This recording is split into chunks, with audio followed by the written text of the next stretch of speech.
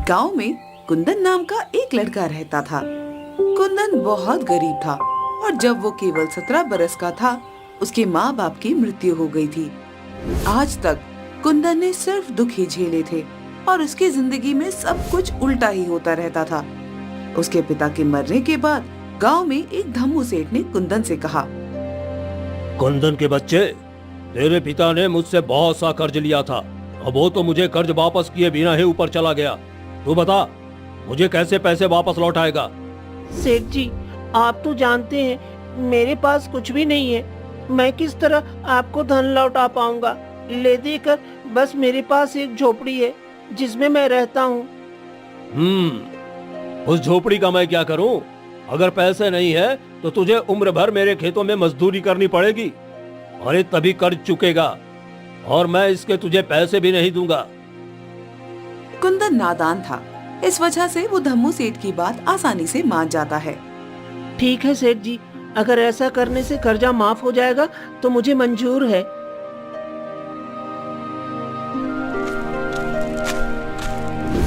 फिर क्या था, कुंदन धम्मू सेठ के खेतों में मजदूरी करने लगता है। दिन भर वहाँ मजदूरी करने के बाद धम्मू सेठ कुंदन को सिर्फ रात का खाना ही देता था और वो भी सिर्फ 2 सूखी रोटियां। ये ले, इसे खाकर सो जा और कल सुबह जल्दी उठकर फिर से काम पर लग जाना। सुबह पैर पसार कर सोते मत दिखाई देना, वरना तेरी खैर नहीं। जी सेठ जी।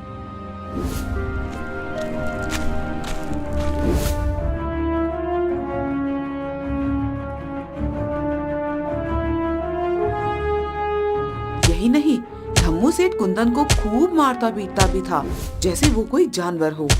लेकिन हालातों के आगे कुंदन भी मजबूर था।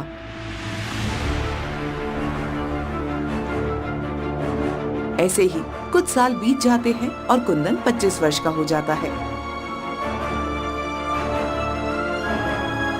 एक दिन सुबह सुबह कुंदन को उठने में जरा देरी हो जाती है, तो वो जल्दी से धम्मू सेठ के खेतों की तरफ भागता है। अरे बाप रे, उठने में बड़ी देर हो गई। जल्दी से खेत पहुंचता हूँ, वरना सेठ जी बहुत गुस्सा करेंगे। जैसे ही कुंदन खेत में पहुंचता है, वो देखता है कि धम्मू सेठ लाठी लिए गुस्से में उसका इंतजार कर रहे थे। उन्हें ऐसे देखकर कुंदन बहुत घबरा जाता है। सेठ जी, माफ कर दीजिए सेठ जी, उठने में जरा देर हो गई, आइंदा कभी नहीं होगा। अच्छा, माफ कर दूं? अरे एक बार माफ करूंगा ना तो तू बार बार यही गलती दोहराएगा। सजा तो तुम्हें मिलनी ही चाहिए। तू क्या चाहता है? तू घर में आराम करे और मैं खेतों में काम करूं? रुक, अभी बताता हूं तुझे। इतना कहकर सेठ कुंदन को बेरहमी से पीटने लगता है। वैसे तो कुंदन हमेशा सेठ जी की मार खा लेता था, क्योंकि उसे लगता था कि सेठ जी के अलावा उसका इस दुनिया में कोई है भी नहीं। लेकिन आज कुंदन सेठ जी को जवाब देते हुए कहता है, बस करिए सेठ जी, कितना पीटेंगे? रात में आप ही ने मुझसे खेतों में देर तक काम करवाया, इसीलिए तो मुझे घर लौटने में देरी हुई थी और इसी वजह से मैं सुबह जल्दी नहीं उठ पाया। तो भला इसमें मेरी क्या गलती है? सेठ जी कुंदन का ऐसा जवाब सुनकर बौखला जाते हैं। ओ, तो तू क्या चाहता है कुंदन? गलती किसकी है? हाँ, मेरी? अरे तू तो अपने माँ बाप को भी खा गया और अब मेरे टुकड़ों पे पलकर मुझसे ही जबान लड़ाता है। जा निकल जा मेरे खेतों से। जब भूखे मरेगा तब आएगा मेरे पास ही लौटकर। सेठ की ऐसी कड़वी बातें सुनकर कुंदन की आंखों में आंसू आ जाते हैं। ठीक है, मैं जा रहा हूँ। वो खेत छोड़कर सीधा गांव के बाहर की तरफ भागने लगता है।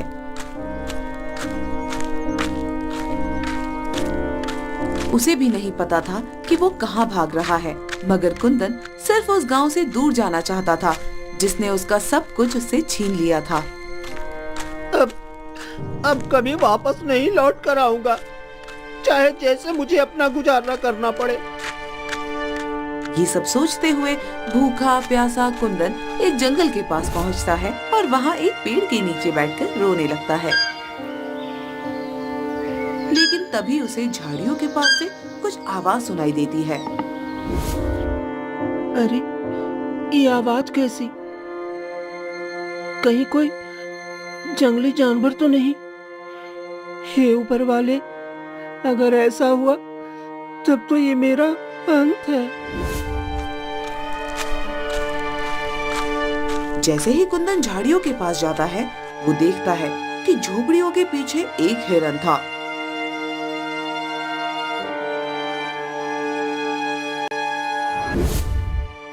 कुंदन हिरन को प्यार से सहलाते हुए कहता है, ओह, तो वो तुम थे। तुमने तो मुझे डरा ही दिया था दोस्त। हिरन कुंदन के साथ कुछ देर खेलता है और फिर उछलता कूदता हुआ भाग जाता है। लेकिन तभी कुंदन की नजर सामने एक पेड़ के नीचे बैठे साधु पर पड़ती है। साधु बैठकर तप कर रहे थे।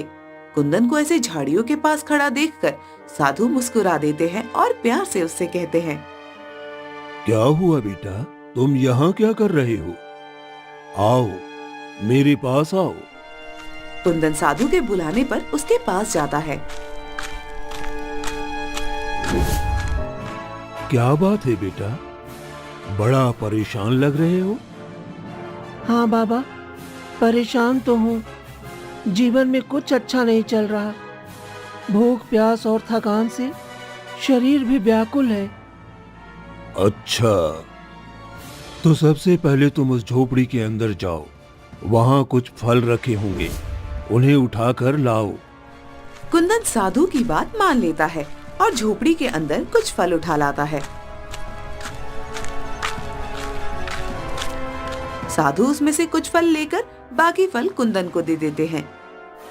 ये कुछ फल मेरे पास रहने दो और बाकी के फल तुम खा लो।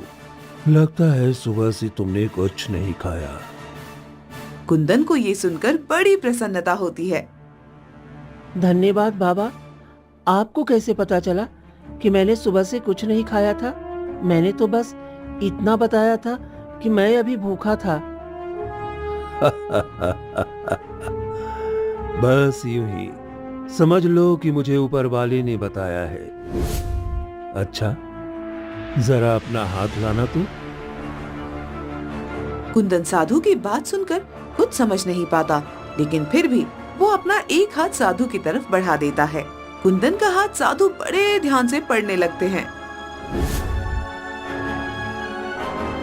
वाह, ऐसी लकीरें तो मैंने आज तक सिर्फ राजा महाराजाओं के हाथ में देखी है बेटा। तुम तो बहुत तकदीर वाले हो। कुंदन को साधु की बात पर हंसी आ जाती है। ये आप कैसी बातें कर रहे हैं साधु महाराज? आपकी बातों से तो मुझे ऐसा लग रहा है आप मेरा हाथ देखने का सिर्फ नाटक कर रहे हैं और आपको लकीर पढ़ना आता ही नहीं। कुंदन की बात पे साधु मुस्कुरा देते हैं। क्या हुआ बेटा, तुम ऐसे क्यों कह रहे हो? मैंने आज तक अपना जीवन गरीबी में बिताया है बाबा। मेरे माता पिता की मृत्यु हो गई। जीवन भर उस सेठ ने मुझे मारा पीटा। अरे मेरी जैसी किस्मत तो किसी की ना हो। और आप कहते हैं मेरी लकीर महाराजाओं जैसी है और मैं बहुत तकदीर वाला हूँ। ये सब सुनकर साधु महाराज फिर से मुस्कुरा देते हैं। बेटा तुम चिंता मत करो, तुम्हें जल्द ही मेरी बातों पर यकीन हो जाएगा। मेरे ख्याल से तुम्हें यहाँ से पश्चिम दिशा की तरफ जाना चाहिए और ये फल अपने साथ ले जाओ, रास्ते में तुम्हारे काम आएंगे। फिर क्या था, कुंदन साधु के दिए फल लेकर पश्चिम दिशा की तरफ चलने लगता है। शाम होते होते जंगल का रास्ता खत्म हो जाता है और कुंदन को एक गांव दिखाई देता है। गांव देखकर कुंदन को बड़ी खुशी होती है। आखिरकार गांव आ गया। अब मुझे कम से कम जंगली जानवरों के बीच जंगल में नहीं सोना पड़ेगा। कितना डरावना जंगल था वो। लेकिन अब मुझे रहने के लिए कोई जगह ढूंढनी पड़ेगी।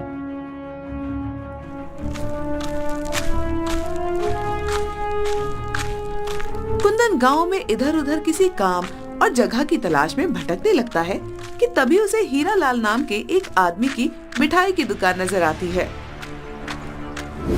हीरा लाल एक बूढ़ा आदमी था और सभी ग्राहकों से बड़े प्यार से बात कर रहा था। कुंदन को देखकर वो उससे कहता है, अरे क्या हुआ बेटा, कौन सी मिठाई चाहिए तुम्हें? तुम यहाँ की तो लगते नहीं हो। जी वो नहीं नहीं, मैं इस गांव का नहीं हूँ और मुझे कोई मिठाई नहीं चाहिए। क्या मुझे आपकी दुकान में अभी कुछ काम मिलेगा? बदले में आप बस मुझे आज रात गुजारने के लिए जगह दे दीजिए। अच्छा ठीक है, तुम ये सब मिठाई के खाली डब्बे संभालने में मेरी मदद कर दो। मैंने मेरे निकम्मे बेटे अनुज को कितना बुलाया, वो मेरी मदद करने आया ही नहीं। लेकिन अच्छा हुआ तुम आ गए। आओ बेटा आओ। कुंदन बड़े मन से हीरालाल की मदद करने लगता है। हीरालाल को भी कुंदन से बात करके बड़ा अच्छा लग रहा था।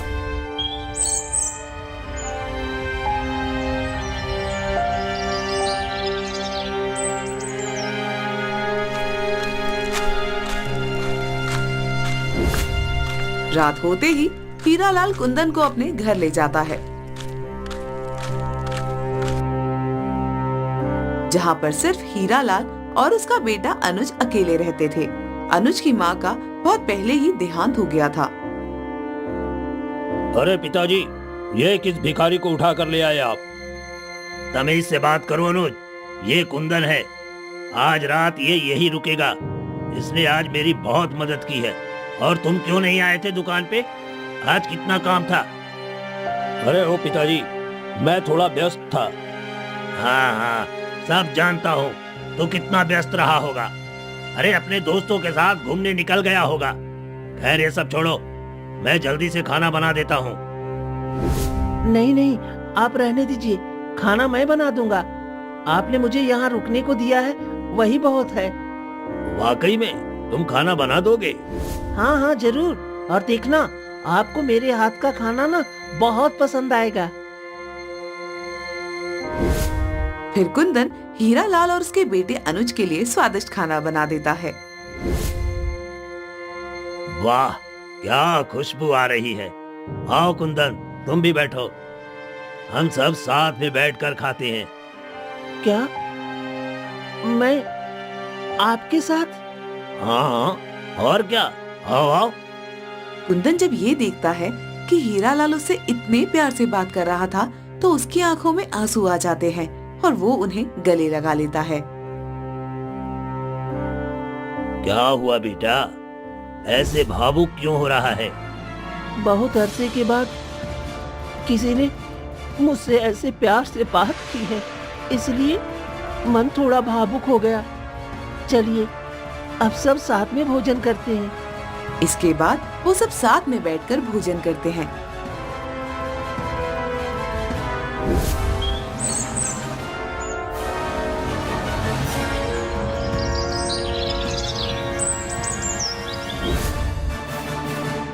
अगले दिन सुबह सुबह कुंदन जल्दी उठ जाता है और सबके लिए नाश्ता भी बना देता है। आज उसे बड़ा अच्छा लग रहा था और ऐसा महसूस हो रहा था कि मानो ये उसकी जिंदगी की एक नई शुरुआत हो। सेठ जी उठ जाइए, मैंने आपके लिए नाश्ता बना दिया है और अनुज सेठ को भी उठा दीजिए। आहा, क्या खुशबू है चाय की, वाह। अरे तूने तो मेरा दिल ही खुश कर दिया कुंदन। अरे ऐसे तो सिर्फ मेरी पत्नी ही मुझे नाश्ता बनाकर खिलाया करती थी, तूने तो मुझे उसकी याद दिला दी। और हाँ, ये क्या सेठ सेठ लगा रखा है? हाँ, एक काम कर, तू मुझे चाचा कहकर बुलाया कर। हीरालाल की ये बात सुनकर कुंदन को बहुत अच्छा लगता है। वो खुशी से कहता है, ठीक है हीरा चाचा। अरे अनुज, अरे उठ जा, देख कुंदन ने कितना अच्छा नाश्ता बनाया है। खुशबू से सारा घर महक उठा है। हीरालाल के कहने पर अनुज उठ जाता है। तीनों नाश्ता करने बैठे ही थे कि उन्हें बाहर से ढोल बजने की आवाज सुनाई देती है।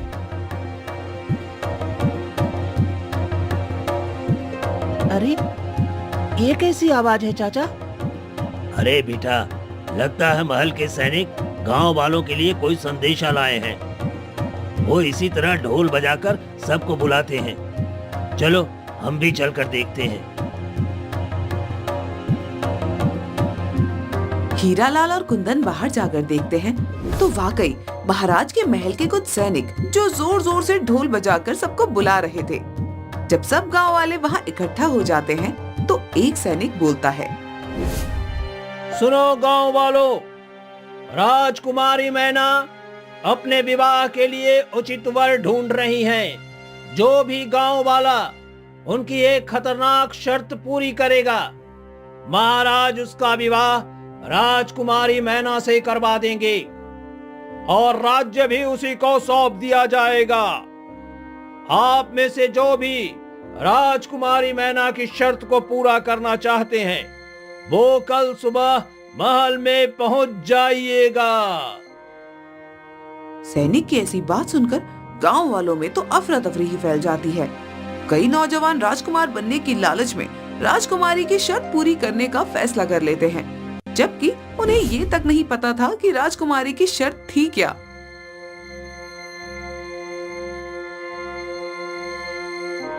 बताओ, सभी लोग अब राजकुमारी की शर्त को पूरा करने का सपना देख रहे हैं। न जाने वो कौन खुशनसीब होगा जिसकी तकदीर बदल जाएगी। जब हीरालाल ये सब सुनता है तो वो भी अपने बेटे से कहता है, ए अनुज, अरे क्यों न तू कल महल में जाकर एक बार अपनी किस्मत आजमा ले। हालांकि बहुत मुश्किल है, पर क्या पता राजकुमारी तुझे पसंद ही कर ले। अरे ठीक है पिताजी, मैं कल चला जाऊंगा। अरे क्या मालूम राजकुमारी मुझे देखने ही शर्त वर्त भूल जाए और मुझसे विवाह करने को तैयार हो जाए। उनका मुझ जैसे नौजवान पर फिदा हो जाना कोई बड़ी बात तो नहीं है ना। खाली पुलाव पकाना तो कोई तुमसे सीखे बेटा। असल जीवन में बिना कठिन परिश्रम के हमें कुछ नहीं मिलता। जी हाँ, आपने बिल्कुल सही कहा चाचा। मैंने भी जीवन में यही सीखा है। हाँ तो कुंदन, तुम भी इसके साथ कल महल चले जाना। क्या पता तुम्हारा भी भाग्य चमक जाए या फिर तुम्हें वहाँ कोई नौकरी ही मिल जाए। चाचा, मुझे अपनी किस्मत पर तो बिल्कुल भरोसा नहीं है। कहाँ राजकुमारी और कहाँ मैं। लेकिन हाँ, शायद मुझे वहाँ कोई नौकरी जरूर मिल जाए।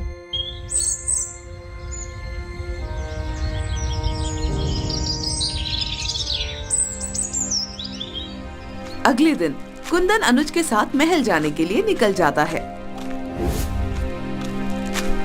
वो देखता है कि गांव के कई लोग महल की तरफ जा रहे थे, क्योंकि सबके मन में राजकुमारी से विवाह करने का लालच था।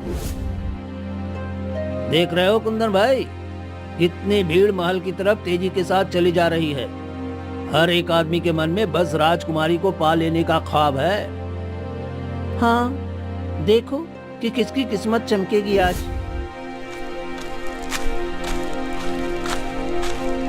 थोड़ा चलने के बाद सभी गांव वाले महल की सभा में पहुंच जाते हैं। वहां पर महाराज महारानी अपनी बेटी यानी राजकुमारी मैना के साथ बैठे हुए थे। जैसे ही सभी गांव वाले और साथ साथ दूसरे राज्य के कई लोग वहां उपस्थित हो जाते हैं, राजकुमारी कहती है, आप सभी मेरी बात ध्यान से सुनिए। जैसा कि मैंने कहा था, मेरी एक शर्त है और उसे जो भी पूरा करेगा मैं उससे ही विवाह करूंगी। तो क्या आप सब मेरी शर्त पूरी करने के लिए तैयार हैं? उतने में ही एक दूसरे राज्य का राजकुमार कहता है, हाँ राजकुमारी जी, हम सब तैयार हैं। आप सब ने हमारे महल के पालतू शेर के बारे में तो सुना ही होगा। वो इस पूरे राज्य तो क्या, आसपास के सभी राज्यों में सबसे खूंखार है। आप में से जो भी मुझसे विवाह करना चाहता है, उसे हमारे शेर से लड़ना होगा और उसे हराना होगा। लेकिन ध्यान रहे, उसे एक खरोच तक नहीं लगनी चाहिए। आपको उसे इस तरह से हराना है और अपने बस में करना है जिससे वो खुद ब खुद आपके सामने अपने घुटनों पर बैठ जाए।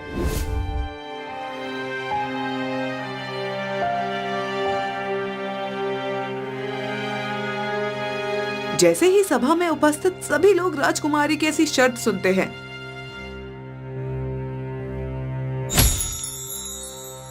आधी सभा तो अपने आप ही खाली हो जाती है। कई गांव वाले और राजकुमार तो अपने घर वापस लौट जाते हैं। अनुज भी डर के मारे वापस लौटने लगता है, लेकिन कुंदन उसे रोक लेता है। अगर आप यहाँ तक आए हैं तो आपको एक बार कोशिश तो करनी चाहिए ना। जरूर, राजकुमारी ने ऐसी शर्त इसलिए रखी है क्योंकि इसके पीछे कुछ राज है। अरे मैं पागल थोड़ी हूँ जो जानबूझ करके शेर के पिंजरे में कूद जाऊंगा। कुंदन और अनुज भीड़ में काफी पीछे खड़े थे, इसलिए उन्हें राजकुमारी ठीक से दिखाई तक नहीं दे रही थी। लेकिन जैसे ही सभा खाली होने लगती है, कुंदन को राजकुमारी मैना दिखाई देती है। वो इतनी खूबसूरत थी कि कुंदन उन्हें देखते ही मोहित हो जाता है। लेकिन अनुज उसका हाथ छुड़ाकर बाकी लोगों के साथ बाहर चला जाता है। अब सभा में कुछ गिने चुने लोग ही रह गए थे। देखा अपने पिताजी, आधे से ज्यादा लोग तो मेरी शर्त सुनते ही भाग गए, और अब ये जो बचे हैं ये शेर को देखकर भाग जाएंगे। बेटी, तुमने रखी भी तो ऐसी ही शर्त है। लगता है तुम्हें विवाह करना ही नहीं है।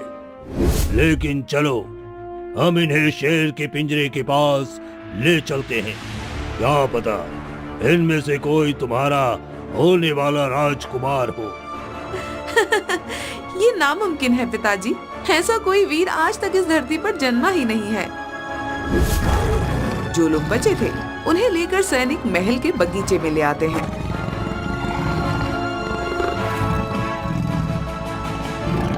वहीं पर एक बड़ा सा पिंजरा रखा हुआ था, जिसके अंदर एक शेर कैद था। इतना बड़ा शेर देखकर कुछ लोगों की तो सिट्टी बिट्टी गुम हो जाती है, मगर कुंदन की नजर तो राजकुमारी से हट ही नहीं रही थी। मेरे पास अब खोने को है ही क्या। वैसे भी मेरी पूरी जिंदगी इतनी खराब बीती, कौन ही मेरा घर पर इंतजार कर रहा होगा। इसलिए मैं एक बार ये शर्त पूरी करने की कोशिश जरूर करूंगा। क्या पता मेरा भाग्य सचमुच में चमक जाए। जैसे ही लोगों के सामने शेर आता है, जो बचे कुचे राजकुमार और गांव वाले भी थे वो भी भाग जाते हैं।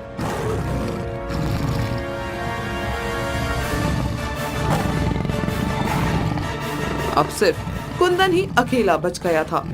कुंदन को अभी भी वहाँ खड़ा देखकर राजकुमारी जी चौंक जाती हैं। अरे, तुम गए नहीं? लगता है कि तुम्हें अपने जीवन से कोई खास लगाव नहीं है। नहीं राजकुमारी जी, मुझे इस शेर से एक बार लड़ना है और आपकी शर्त पूरी करनी है। और जहाँ तक रही जीवन की बात, तो मेरे जीवन में वाकई में ऐसा कुछ भी नहीं है जिसके लिए मुझे जीने की बहुत चाहत हो। क्या? वाकई में? ठीक है, फिर जाओ उस शेर के पिंजरे में और आजमा लो अपनी तकदीर को। कुछ सैनिक जल्दी से पिंजरा खोल देते हैं और कुंदन अंदर चला जाता है।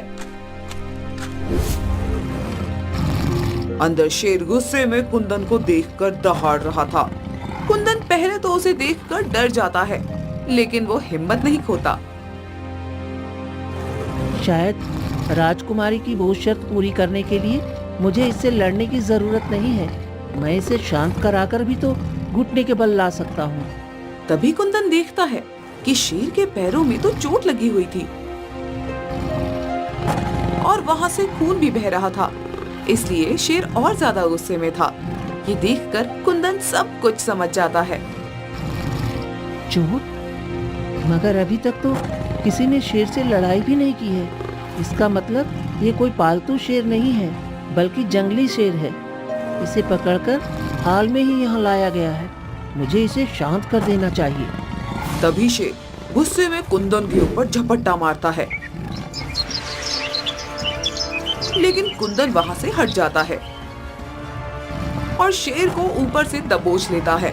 इसके बाद कुंदन शेर को सहलाने लगता है। शांत हो जाओ मेरे दोस्त, अभी सब ठीक हो जाएगा। मैं और तुम बिल्कुल एक ही जैसे हैं। मुझे अपना समझकर शांत हो जाओ। शेर कुंदन को अपने ऊपर से गिरा देता है और फिर से उस पर झपट्टा मार देता है। लेकिन इस बार भी कुंदन शेर की पकड़ से बच जाता है और वो शेर को पीछे से पकड़कर सहलाने लगता है।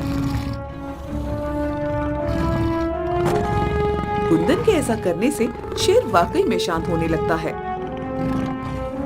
शांत हो जाओ मेरे दोस्त, शांत हो जाओ।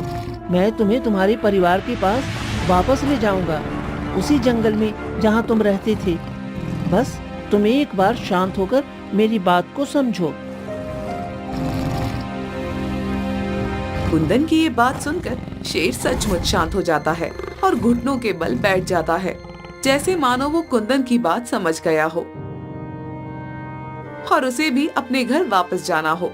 कुंदन अपने कुर्ते का थोड़ा सा कपड़ा फाड़ता है और उसे शेर की चोट पर लगा देता है। ये नजारा देखकर राजकुमारी और महाराज दोनों ही हैरान थे। बेटी, इस लड़के ने तो तुम्हारी शर्त वाकई में पूरी कर दी। अब तुम क्या कहना चाहोगी? हाँ पिताजी, क्योंकि वो सिर्फ हिम्मत वाला और बुद्धिमान ही नहीं है, बल्कि ये मेरी तरह जानवरों के दर्द को भी समझता है। सिपाहियों, उसे पिंजरे से बाहर निकालो और शेर की मरहम पट्टी करके उसे उसके जंगल वापस छोड़ दो।